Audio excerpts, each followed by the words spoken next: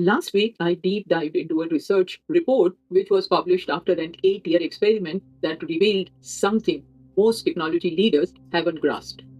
Organizations with inclusive cultures where women advance to senior roles deliver 48% higher innovation outcomes. Yet, 73% of women in technology leave their careers at mid level. Not because they lack capability, but because organizational cultures fail to support their advancement.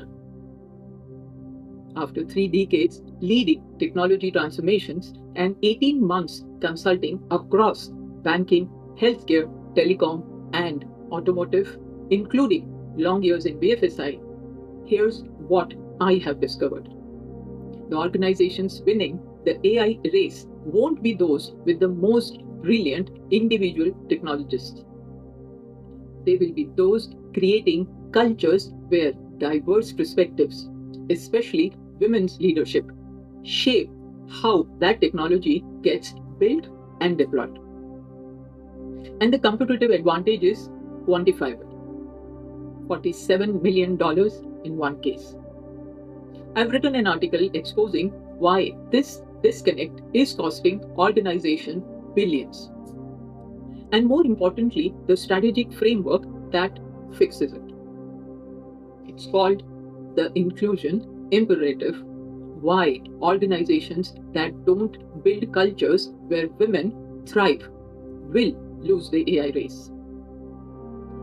Based on decades of technology leadership and intensive consulting across 5 industries, I have identified 3 systematic barriers driving women away, and 4 strategic pillars that organizations use to win. Here's the pattern I see repeatedly across industries. Organizations successfully recruit talented women into technology roles. Then they systematically drive them away through 3 barriers. The credibility tax. Women spend 40% more time than men documenting decisions, building coalitions, defending work, proving the competence that men receive by default. One healthcare CTO I mentored, 15 plus years experience, MIT degree, proven track record, was routinely questioned on basic technical concepts while less experienced male colleagues received immediate credibility. The exhaustion from constant defense versus focus on innovation drives exceptional women to leave. The advancement gap. Equal performance, equal ratings, equal applications, yet 37% less promotion to senior roles. Why? Executive presence is defined in ways favoring specific gender communication patterns. Once software platform had 43% female representation at the entry level, but 91% male senior leadership. After redesigning promotion processes, female advancement improved 67%. Senior leadership reached 31% female in 18 months. The motherhood penalty. One bank's analysis revealed mothers' performance ratings dropped 9% post-parental leave. Fathers' ratings increased 7%. Same objective output, opposite perception. Pure cultural bias in evaluation, not performance reality. But here's what's working. A multinational bank deployed credit scoring AI that systematically undervalues women applicants because training data reflected decades of gender bias. After a diverse team redesigned it, 34% better assessment accuracy.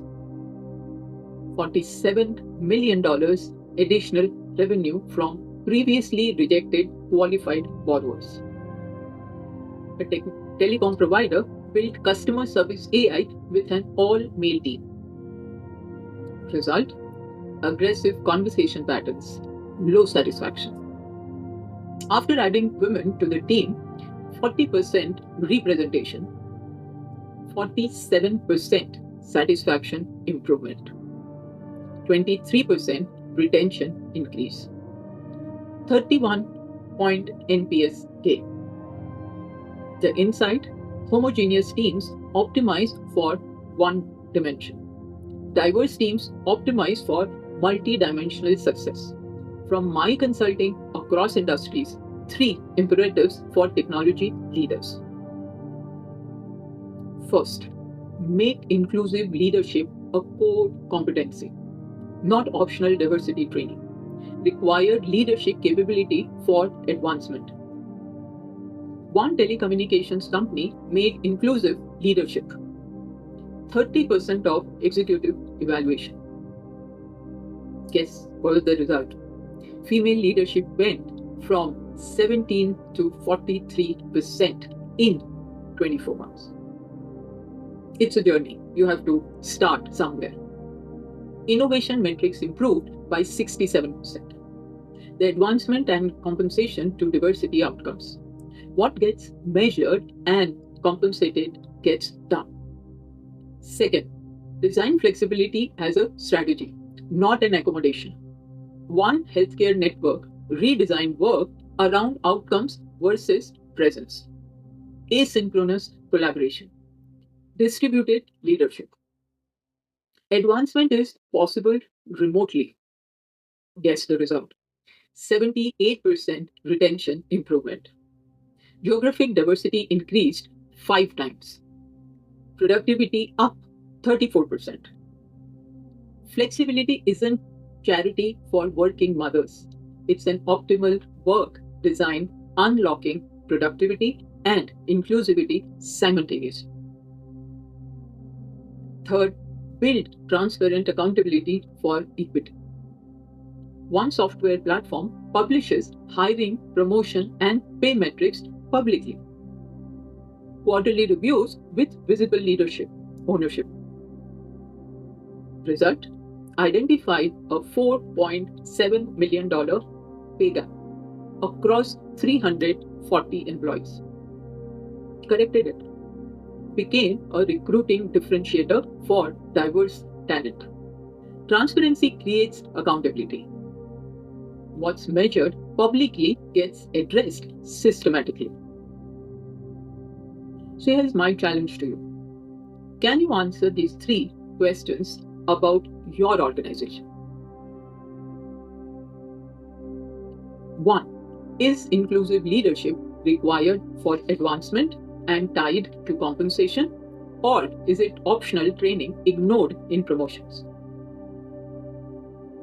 2. Can employees advance to senior roles working remotely? Or does your culture assume presence equals commitment? 3. Do you publish gender equity metrics publicly? Or are gaps kept private where accountability is weak? If you can't answer confidently, or if the answers reveal gaps, you might have a strategic blind spot, costing innovation capability. I've written the complete framework.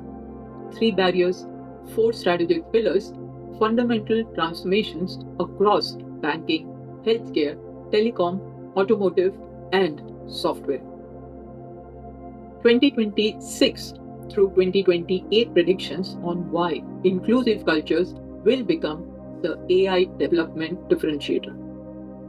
The link is in the comments. From my consulting across industries, organizations mastering inclusive cultures in 2026 and above will deploy AI 47% faster and achieve 3 times better innovation outcomes. Those maintaining male-dominated cultures will face somewhere regulatory challenges from biased AI, lose diverse technical talent to inclusive competitors, and discover fairness retrofits cost 10 to 15 times more than building inclusively from the start. The question isn't whether AI will transform your industry. The question is, are you building the inclusive leadership capability to guide that transformation, or maintaining cultures that guarantee you lose talented women and the competitive advantages they bring? Let's build organizational cultures that don't just talk about gender equity, but architect systems where women's leadership becomes the strategic norm, driving innovation advantage. Because the AI race won't be won by organizations with the most innovative technology. It will be won by organizations smart enough to create cultures where women thrive and diverse perspectives shape the future we are all building together.